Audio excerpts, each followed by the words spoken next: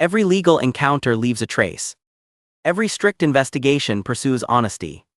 Comprehending your legal rights, establishing true justice. That uniform, where'd you get it? It's mine, sir. Lieutenant Commander Benson. Just returned from deployment. You got proof you're actually military? Yes, sir. They're in my wallet. I can retrieve it. Stop right there. Hands up. Don't reach for anything. Sir, you asked to see my identification. I asked you to put your hands up. Step away from the vehicle. I asked you to put your hands up. Step away from the vehicle. It is Saturday morning in June. Lieutenant Commander David Benson drives home to see his sister after 8 months at sea, 40 miles to go. Wearing dress whites because that evening there is a change of command ceremony at Naval Station Norfolk, and she asked him to attend before coming home. She has been waiting 8 months. She prepared his favorite meal. She does not know her brother will be calling from a holding cell instead. Now, Deputy Saul Brady, 38 years old, Sheriff's Department, 12 years on the job. His personnel file appears clean on paper. The reality beneath. 6 civil rights complaints filed against him between 2018 and 2024. Every single one involving a black citizen. Every single one closed without disciplinary action. 2018, black pastor detained 40 minutes during a routine traffic stop. 2019, black college student questioned while sitting in a campus parking lot. 2020, black business owner held outside his own storefront. 2021, black teacher pulled over driving home from work. 2022, black nurse stopped after leaving a hospital night shift. 2023, black community organizer searched at a public park. 3 internal warnings buried in sealed files. 2 civil complaints settled quietly under confidential terms. And Brady continued his patrol every time. Communities knew his name, knew his cruiser number, knew the record. If you are ready to see institutional racism taken down, like this video and drop a comment telling me where you're watching from. And if this is your first time here, hit that subscribe button right now because you won't want to miss tomorrow's story of cops messing with the wrong people and finding out. Let's continue. That morning, 9:53 a.m., Texaco Station off Interstate 85, American flag rigid against a cloudless sky. Large vinyl banners stretched across the storefront saying, "We support our troops." 4 high-definition security cameras recording continuously. And Brady pulls into the lot in his marked patrol car. Off duty. No dispatch call. No incident report. Just stopping for coffee on a Saturday morning. He exits the convenience store 2 minutes later, cup in hand, and sees Benson at pump number 4. Dress whites crisp in the morning glare. Ribbons aligned across the chest in perfect regulation order. A black man wearing them. And, in Brady's assessment, it does not align. He has never seen a black Navy officer in this county. Not once in 12 years. He decides, standing there in the heat with his coffee, that the uniform must be fraudulent. He walks over. Benson is replacing the fuel cap when Brady's shadow crosses the concrete. The tone is already set before a word is spoken. Brady stops 3 feet away, hand resting on his duty belt, and questions the authenticity of the uniform. Benson turns, calm, respectful, and confirms he just returned from deployment. Brady's eyes scan the ribbons, the insignia, the polished brass. He demands proof of military status. Benson nods, explains his identification is in his wallet, inside his vehicle. He begins to turn toward the driver's door. Brady's voice cuts through the air, hands up, do not reach for anything. Benson stops mid-step, raises both hands slowly, palms open. He speaks quietly, evenly, reminding Brady that he asked for identification. Brady does not respond. He orders Benson to step away from the vehicle and keep his hands visible. Benson complies. 14 years of training surface in the moment. De-escalation, compliance, survival. He steps into the open space between pumps, hands at shoulder height, and stands motionless. The June sun beats down on the white fabric. Sweat begins to form along his collar. A small crowd begins to gather. The gas station owner, a 67-year-old Army veteran who served in Desert Storm, steps outside and watches from the storefront. An elderly man at the adjacent pump sets down his fuel nozzle and turns to observe. Both men recognize the uniform immediately. The ribbons, the placement, the insignia. They voice their observations aloud. The uniform is legitimate. The decorations are real. Brady orders them to step back and remain silent. They do not leave. They pull out their phones. Brady moves behind Benson and instructs him to his knees. Benson hesitates, then lowers himself slowly onto the asphalt. The white fabric of his dress uniform touches oil, stains, and grit. The heat from the pavement radiates upward. 4 security cameras continue their silent rotation. 6 witnesses now hold phones at eye level, recording. Brady conducts a pat-down, rougher than necessary, and retrieves Benson's military identification card, deployment orders folded in his breast pocket, and dog tags on a chain around his neck. He examines each item under the sun. The holographic seal on the ID, the official header on the orders, the embossed metal of the tags. He turns them over, holds them to the light, and then states they could be counterfeit. Benson remains silent, breathing measured, gaze fixed forward. Brady produces handcuffs. The metal closes around Benson's wrists behind his back with 2 audible clicks. Brady recites charges impersonating a military service member, suspicious activity, failure to comply with lawful orders. Benson does not resist, does not argue. He has been trained for hostile environments. This is something else entirely. Brady lifts Benson to his feet and escorts him across the lot. They pass the American flag, snapping in the wind overhead. They pass the yellow "We Support Our Troops" banner stretched across the building. The witnesses track their movement, cameras steady, capturing the pristine uniform now wrinkled and stained, the decorated officer in handcuffs, the deputy walking him toward the patrol car as though he were a threat. The drive to the sheriff's station takes 11 minutes. Brady does not speak. Benson sits in the back seat, wrists locked behind him, and watches the familiar roads pass outside the window. He was supposed to be home in 30 minutes. His sister has been waiting since dawn. At the station, Brady escorts Benson through the rear entrance and into the booking area. Sergeant John Riley, a booking officer and Iraq War veteran, looks up from his desk. His eyes move from Brady to Benson. He sees the uniform, the ribbons, the insignia, the handcuffs.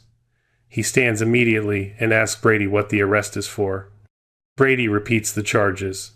Riley walks closer, examining the uniform without touching it. He asks Benson his name, rank, and unit. Benson answers clearly, voice steady. Riley picks up the deployment orders from Brady's hand and reads them in full. He walks to his desk, picks up the phone, and dials the number listed at the top of the order's Naval Station, Norfolk, Personnel Command. The call takes 4 minutes. Riley confirms Benson's active duty status, his recent return from deployment, his combat awards, his clean service record. He sets the phone down and turns to Brady. Without a word, Riley unlocks the handcuffs and removes them from Benson's wrists. He offers a formal apology. Brady stands in place, eyes averted, silent. Riley states that Benson is free to go, but he does not allow Benson to walk.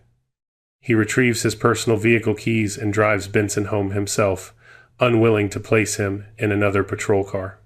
They do not speak during the ride. Riley drops him at his sister's door, apologizes once more, and leaves. Inside, Benson's sister embraces him, then steps back and sees the stains on his uniform, the exhaustion in his face. He tells her what happened. She does not let go of his hand. Outside the gas station, the witnesses are already uploading the footage.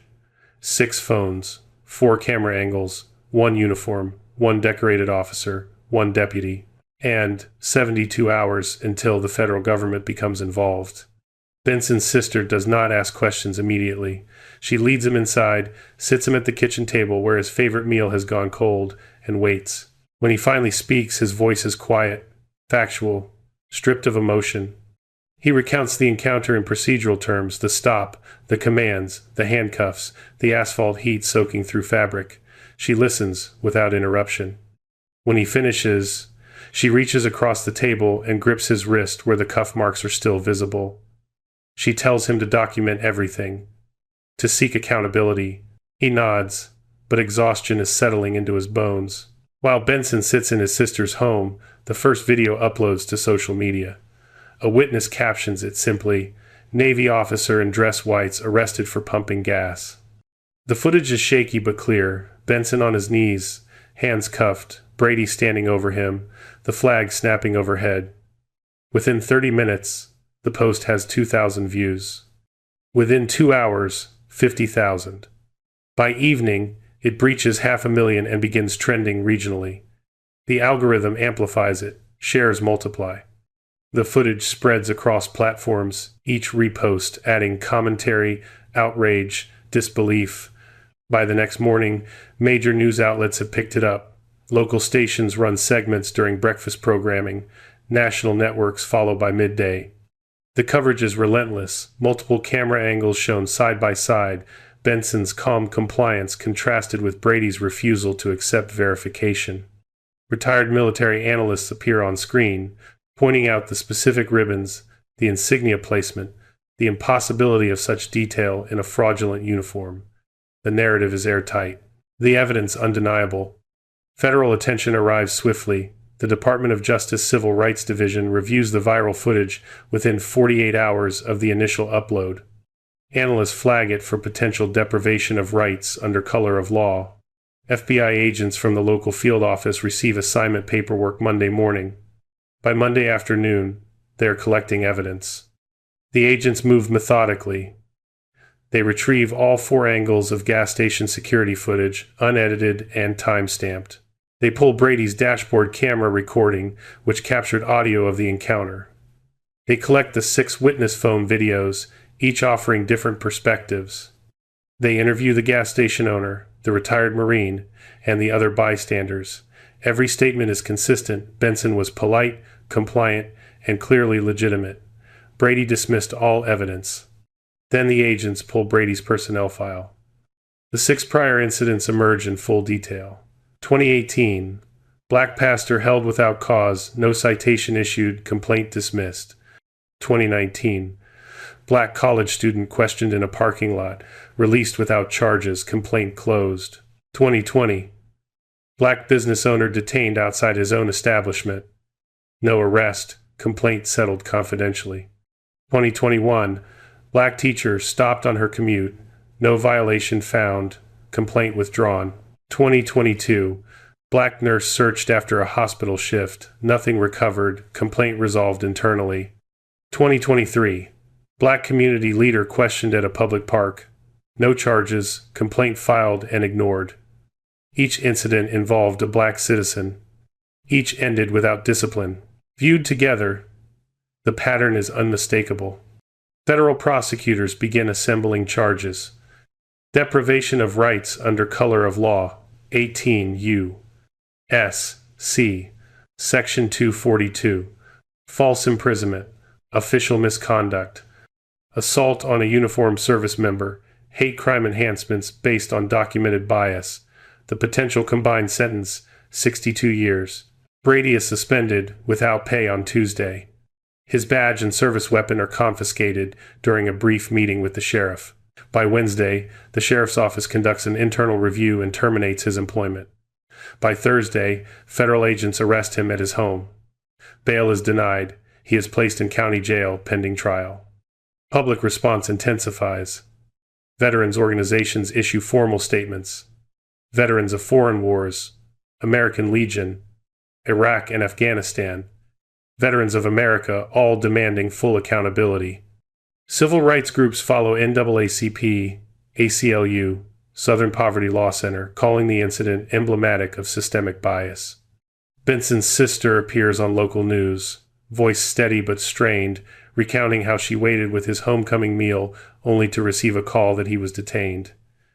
The interview is replayed nationally. The footage does not stop circulating. It appears in training seminars. It is cited in opinion columns. It becomes a reference point in ongoing debates about law enforcement conduct and racial profiling. The contrast is too stark to ignore a decorated officer in full military dress, treated as a criminal for the act of refueling a vehicle. Have you ever seen clear injustice captured on video and wondered why it happens so often? If you believe stronger oversight is needed for law enforcement, type accountability in the comments. Share this story to help ensure these incidents don't stay hidden. By the end of the second week, a federal grand jury convenes. Prosecutors present the evidence in a single-session video footage, expert testimony on military uniform regulations, personnel file analysis, witness statements. The grand jury deliberates for less than 3 hours. They return an indictment on all counts. 62 years. Brady remains in custody. Trial preparation begins immediately. Benson agrees to cooperate fully. He provides a written statement. He sits for interviews with federal investigators. He reviews the footage, watching himself on his knees in the uniform he earned through years of service. He does not flinch. He answers every question with precision. The case builds steadily, methodically, toward trial. The federal trial opens in an Atlanta courthouse on a cold morning in late autumn. The building is historic, imposing, its columns framed against a gray sky. Media trucks line the street. Security is heightened. The courtroom fills quickly: journalists, community members, veterans in uniform, civil rights advocates. The judge presiding has a military background, 20 years Army JAG before joining the bench. The jury includes 3 veterans. Selection took 4 days. Both sides agreed the evidence would speak plainly. Prosecutors open with the gas station security footage. Uncut. 4 camera angles displayed simultaneously on courtroom monitors. The jury watches in silence. Benson at the pump. Brady approaching. The conversation inaudible, but the body language clear. Benson's hands rising. Brady's commands. The descent to the asphalt. The handcuffs. The walk to the patrol car past the flag and the banner. 8 minutes and 42 seconds of footage.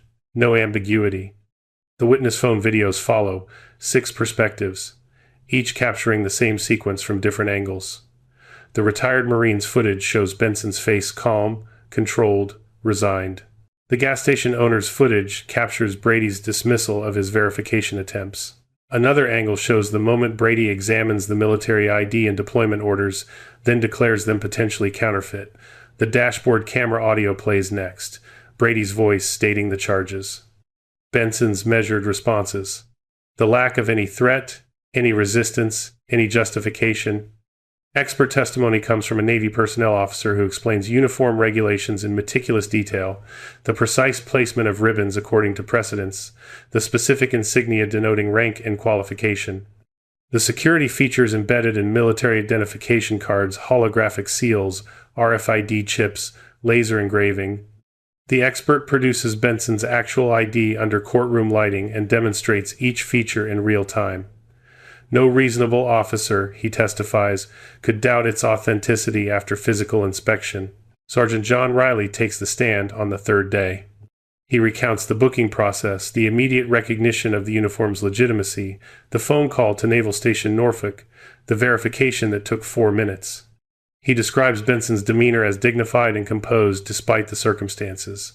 He testifies that Brady's incident report contained inaccuracies and misleading characterizations. Under cross-examination, Riley does not waver. He states plainly that the arrest should never have occurred. Benson testifies on the 4th day. He wears his service dress blues. He takes the oath and sits. Prosecutors guide him through his service record, his deployments, the rescue mission that earned his Commendation Medal. Then they move to the morning of the arrest. Benson's account is measured, factual, devoid of embellishment. He describes the humiliation of kneeling in dress whites on stained asphalt after 14 years of honorable service. He contrasts the clarity of threats in combat zones, identifiable, tactical, survivable, through training with the confusion of being targeted domestically by the system meant to protect him. His testimony lasts 90 minutes. The jury does not look away. The defense struggles. Brady's attorney attempts to argue reasonable suspicion based on the location, the time of day, the possibility of stolen valor cases. Under cross-examination, the argument disintegrates. Prosecutors produce the military ID in court and ask the defense to identify any feature suggesting forgery. The attorney cannot. They demonstrate the holographic seal under light. They activate the RFID chip with a department-issued scanner. They display Benson's deployment orders on the monitor, complete with official seals and command signatures. The defense has no rebuttal. Deliberation is brief. The jury returns after 2 hours and 37 minutes. The foreperson stands, guilty on all counts. Brady remains motionless, face blank, as the verdict is read. Benson sits in the front row of the gallery, composed, hands folded. His sister sits behind him, tears silent on her face. The courtroom does not erupt. The moment is too heavy for noise. Sentencing occurs 3 weeks later. The judge addresses Brady directly. He states that Brady was presented with overwhelming evidence of legitimacy, uniform, identification, deployment orders, verification from witnesses, and ignored all of it. He acted, the judge continues, not on reasonable suspicion, but on prejudice alone. The maximum sentence under federal guidelines is 62 years. The judge imposes it in full. No possibility of parole. Brady is remanded to federal custody immediately. Benson files a civil lawsuit against the county within 30 days. The case does not go to trial. The county settles for $22.4 million, the largest police misconduct settlement in state history. Benson releases a statement through his attorney. The funds, he says, will support initiatives ensuring fair treatment of uniformed service members and accountability in law enforcement. Months later, Benson testifies before the House Armed Services Committee. He sits at a table in a hearing room in Washington. Lawmakers arrayed before him. Cameras recording. He speaks without notes.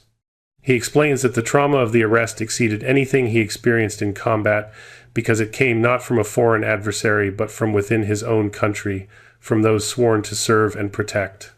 His testimony is entered into the congressional record. Within 6 months, the Uniform Personnel Safeguard Act passes both chambers and is signed into law. The law is specific.